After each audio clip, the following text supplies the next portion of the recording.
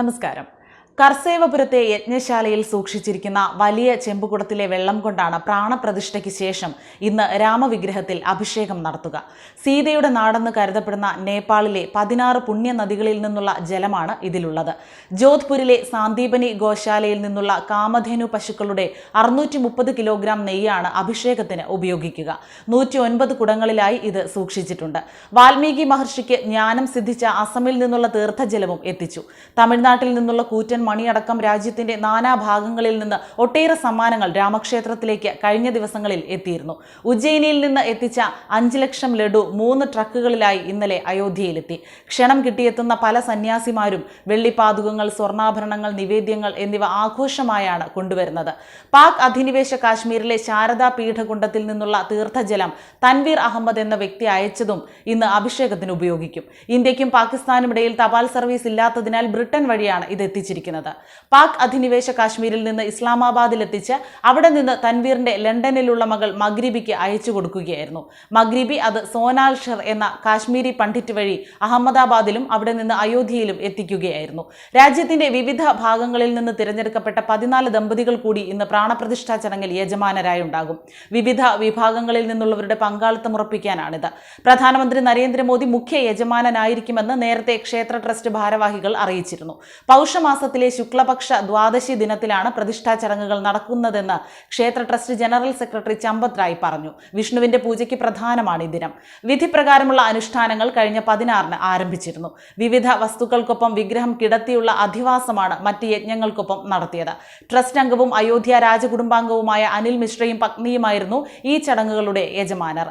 പ്രായശ്ചിത്ത പൂജയോടെയാണ് തുടങ്ങിയത്. 17-ന് മൂർത്തിയെ ക്ഷേത്ര പരിസരത്തേക്ക് കൊണ്ടുവന്നു. 18-ന് തീർത്ഥപൂജ, ജലയാത്ര, ജലാധിവാസം, ഗന്ധാധിവാസം എന്നിവ നടന്നു.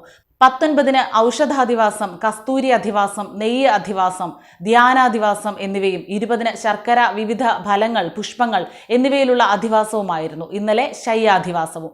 ഇന്ന് പ്രാണപ്രതിഷ്ഠാ ചടങ്ങുകൾക്ക് ശേഷം പ്രതിമയുടെ കണ്ണു മൂടിക്കെട്ടിയ തുണി അഴിച്ചുമാറ്റുന്നതോടെ ദർശനത്തിന് തുടക്കമാവും. അചലമൂർത്തിയായ പുതിയ വിഗ്രഹത്തിന് പുറമെ ഉത്സവമൂർത്തികളായി ഇതുവരെ ആരാധിച്ചിരുന്ന രാംലല്ല, ഭരതൻ, ശത്രുഘ്നൻ, ലക്ഷ്മണൻ എന്നിവരുടെ വിഗ്രഹങ്ങളും സ്ഥാപിച്ചിട്ടുണ്ട്. അയോധ്യയിൽ എല്ലാ വഴികളും എത്തുന്നത് രാമക്ഷേത്രത്തിന്റെ പ്രാണപ്രതിഷ്ഠ നടക്കുന്ന വേദിയിലേക്കാണ്. പാതയോരങ്ങളിലെല്ലാം ആഘോഷമേളങ്ങൾ. മൈക്കിലൂടെ സദാസമയവും രാമകഥാ പ്രഭാഷണങ്ങളും കീർത്തനങ്ങളും. ചെറുക്ഷേത്രങ്ങളിലൊക്കെ ഭജനകളും പൂജകളും മന്ത്രോച്ചാരണങ്ങളും. ആനന്ദ നൃത്തമാടി നീങ്ങുന്ന ഭക്തസംഘങ്ങൾ. പുഷ്പാലങ്കാരങ്ങൾ, വർണ്ണവിളക്കുകൾ, വിളക്കുകാലുകളിൽ LED ലൈറ്റിൽ തീർത്ത രാമരൂപങ്ങൾ.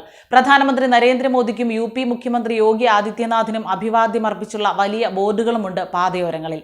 മിക്കയിടത്തും സൗജന്യ ഭക്ഷണ വിതരണത്തിന്റെ തിരക്കും. വിദേശങ്ങളിൽ നിന്നടക്കം ആയിരക്കണക്കിന് ആളുകളാണ് എത്തിക്കൊണ്ടിരിക്കുന്നത്. പ്രാണപ്രതിഷ്ഠയ്ക്ക് ശേഷം അത് കോടികളാകുമെന്നാണ് പ്രതീക്ഷ. അയോധ്യയുടെ ജീവിത നിലവാരത്തിൽ തന്നെ വലിയ മാറ്റമുണ്ടാകും. ഇപ്പോൾ തന്നെ അത് പ്രകടമാണ്. 2 വാഹനങ്ങൾ നേർക്കുനേർ വന്നാൽ ഗതാഗതക്കുരുക്കുണ്ടാകുന്ന റോഡുകളെല്ലാം രാജപാതകളായി.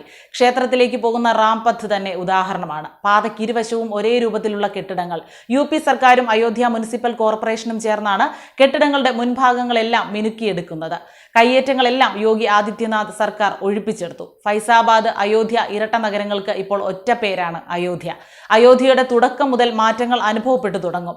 ബൈപ്പാസ് ചേരുന്നിടത്ത് നയാഘാട്ടിലെ ലതാ മങ്കേഷ്കർ ചൗക്കിനടുത്ത് വരെ വാഹനങ്ങളിലെത്താം. 24 മണിക്കൂറിലും ലതയുടെ മധുരസ്വരത്തിൽ രാംധുൻ മുഴങ്ങുന്ന ചൗക്കിൽ വലിയ വീണയുടെ ശില്പമുണ്ട്. അതിനടുത്താണ് ദീപാവലി ആഘോഷങ്ങൾ നടക്കുന്ന റാം കി പൈഡി. ഇരുവശത്തുമുള്ള പടിക്കെട്ടുകളിൽ ഇരുന്ന് സരയൂ നദിയുടെ സൗന്ദര്യം കാണാം. രാത്രികളിൽ വിവിധ വർണ്ണങ്ങളിൽ തിളങ്ങുന്ന അയോധ്യയുടെ പശ്ചാത്തലത്തിൽ മ്യൂസിക്കൽ ഫൗണ്ടനും ബിഗ് സ്ക്രീനിലെ രാമകഥയും കാണാം. ഐ ലവ് അയോധ്യ എന്ന കൂറ്റൻ ബോർഡിനരികിൽ നിന്ന് പടമെടുക്കാം.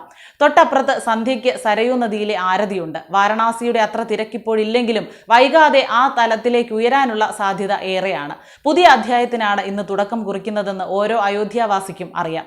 ക്ഷേമകരമായ രാമരാജ്യമാകും അയോധ്യ എന്നാണ് അവരുടെ പ്രതീക്ഷ. ഹനുമാൻഘട്ടി ക്ഷേത്ര പരിസരത്ത് ചായ വിൽക്കുന്ന ശ്യാംലാൽ മുതൽ റാംപത്തിൽ ശ്രീരാമരൂപങ്ങളൊക്കെ വിൽക്കുന്ന സയ്യിദ് അർമാൻ വരെ ജീവിതത്തിന് പുതിയ കഥാനുഭവങ്ങൾക്ക് കാത്തിരിക്കുകയാണ്.